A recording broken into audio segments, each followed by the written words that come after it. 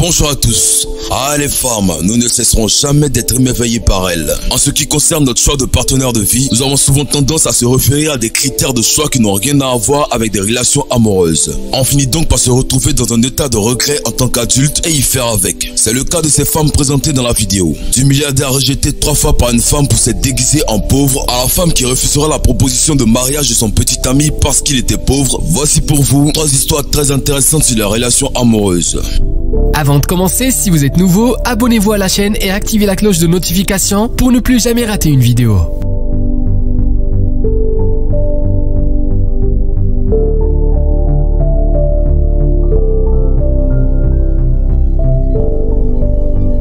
Karabo John Moua raconte comment il a été rejeté par une femme après s'être déguisé en pauvre. Un jeune homme riche sud-africain a raconté son expérience lorsqu'il s'est déguisé en chauffeur de camion et a donné une bonne leçon de vie à une jeune femme. Il a décrit le taux auquel il a été rejeté 3 fois de suite par la femme. Selon l'homme, connu sur Facebook sous le nom de Karabo John Moua, il a d'abord rencontré la femme en conduisant sa Mercedes-Benz. Plus tard, il est arrivé chez elle pour venir la chercher dans un camion pour un rendez-vous, mais quand elle l'a vue, elle s'est retournée et est partie à cause de la voiture avec laquelle il était venu chez elle. Mais Karabo n'a pas abandonné et a décidé de repartir. Une fois de plus, elle l'a rejeté quand elle l'a vu conduire le camion. Pas de souci, il a essayé pour la 3e fois, mais cette fois, la belle jeune femme qui ne pense évidemment qu'aux choses matérielles lui dit en face: tu ne me prends pas au sérieux. Il a révélé que la femme de ménage de la dame était en flagrant délit et qu'il se moquait d'elle, qu'il ne savait pas à qui elle avait affaire. Il a conclu que certaines femmes sont matérialistes et conseille aux hommes de se méfier de ces femmes. En réalité, Karabo John Moua est un milliardaire qui voulait juste voir à quel point elle était matérialiste. Cette femme doit sûrement regretter maintenant. Dommage.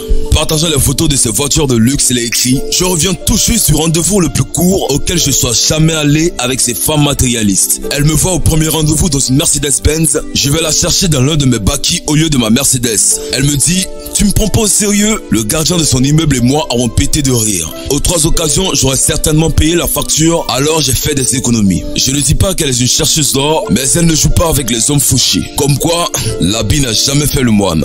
Qu'en pensez-vous? Allez, en route pour la 2e histoire.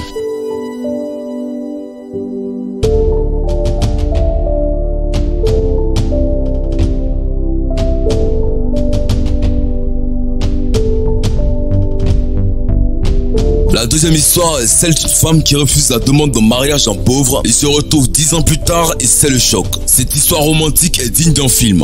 Un garçon pauvre est tombé amoureux de la fille d'un homme riche. À cause de leur différence de statut, ils se séparent. Enfin, elle le rejette. Mais 10 ans plus tard, ils se retrouvent et là, tout a changé. C'est l'histoire d'un garçon pauvre qui est tombé amoureux de la fille d'un homme riche. Après lui avoir longuement fait la cour, il la demande en mariage. Malheureusement, le conte de fées s'arrête là car elle refuse sa proposition. Ton salaire est l'équivalent de ce que je te pense en une journée. Comment pourrais-je me marier avec quelqu'un comme toi? Je ne pourrai jamais t'aimer. Alors, oublie-moi. Va trouver et marier quelqu'un de ton niveau. Malgré tout, il n'a jamais pu l'oublier. À peu près 10 ans plus tard, il tombe sur elle par hasard dans un centre commercial. Elle le reconnaît et l'aborde. Comment tu vas? Moi, je me suis marié avec un homme très intelligent. Plus intelligent que toi d'ailleurs. En plus, il gagne 15 700 $ par mois. Quand il entend ça, il est extrêmement triste de voir que celle qu'il a aimée tant est toujours autant attirée par l'argent. Il se retient de pleurer. C'est là que le mari vient la rejoindre. Très surpris, le mari est intimidé et se dirige vers lui et lui dit: oh monsieur, bonjour, je vois que vous avez rencontré ma femme. Bonjour à vous, monsieur... Comment déjà? Monsieur Carter. Ensuite, le mari se retourne vers sa femme et lui dit: je te présente mon patron. Il possède la boîte qui dirige le projet sur lequel on travaille. Sa société vaut 100 millions de $. La femme est bouche bée et ne sait pas quoi dire. Pour bien l'achever, il continue: eh bien, monsieur Carter, ça m'a fait plaisir de vous avoir vu, mais je dois filer maintenant. J'ai des choses super importantes à faire. Je vous souhaite une magnifique journée. La femme est dégoûtée de voir que celui qu'elle a rejeté est devenu le boss du boss de son mari. Elle est dégoûtée par ce qu'elle vient d'apprendre. C'est ton patron? Ce monsieur est ton patron?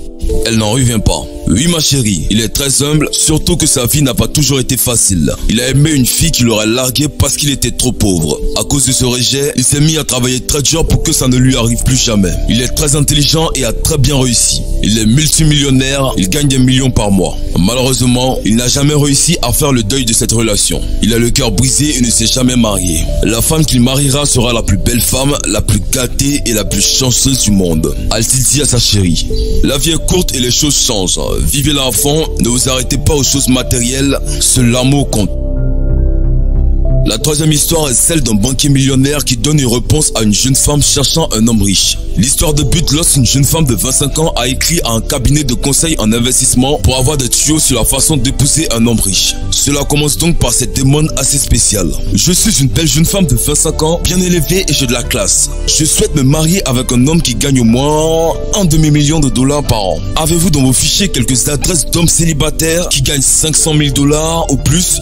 Peut-être aussi que des épouses hommes riches peuvent me donner des conseils. J'ai déjà été fiancé à des hommes qui gagnent 200 à 250 000 dollars, pas plus. Mais 250 000 dollars, ce n'est pas suffisant pour que je puisse vivre dans des beaux quartiers de New York. Je connais une femme dans mon cours de yoga qui s'est mariée avec un banquier. Elle vit à Tribeca et pourtant elle n'est ni aussi belle que moi et pas même intelligente. Mais alors, qu'a-t-elle fait que je n'ai pas fait? Comment puis-je atteindre son niveau de vie? Voici la réponse du banquier, elle est tout aussi décalée que la demande de la jeune femme.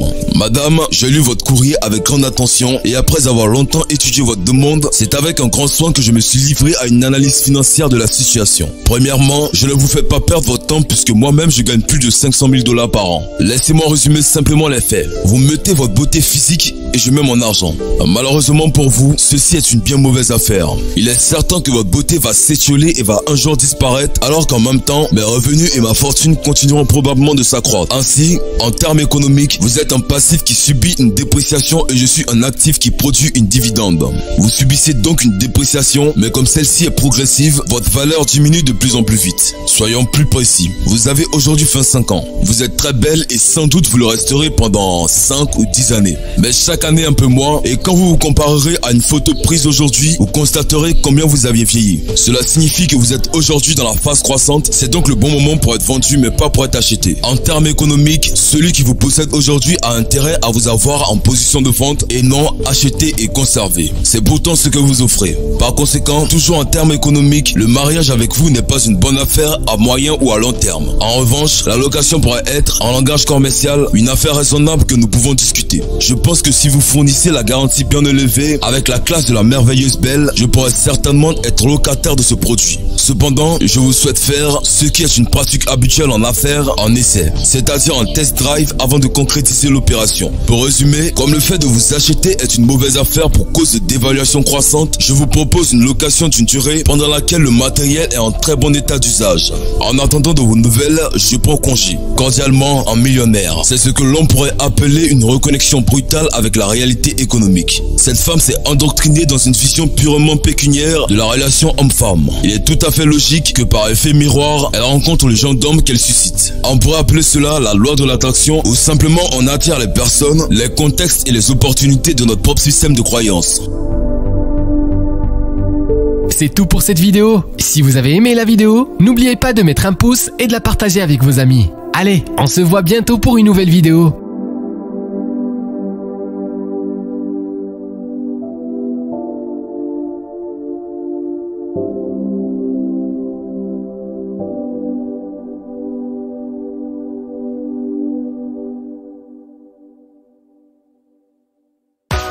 Bonne nouvelle pour vous les abonnés. Découvrez votre nouveau site de divertissement davidfedertop.com qui publie de nombreux contenus chaque semaine avec plus de 30 thématiques différentes. La différence entre le site et la chaîne est qu'il dispose à eux deux des thèmes différents. Cliquez sur le lien en description pour vous rendre directement sur le site et découvrez toute une gamme de contenus amusants.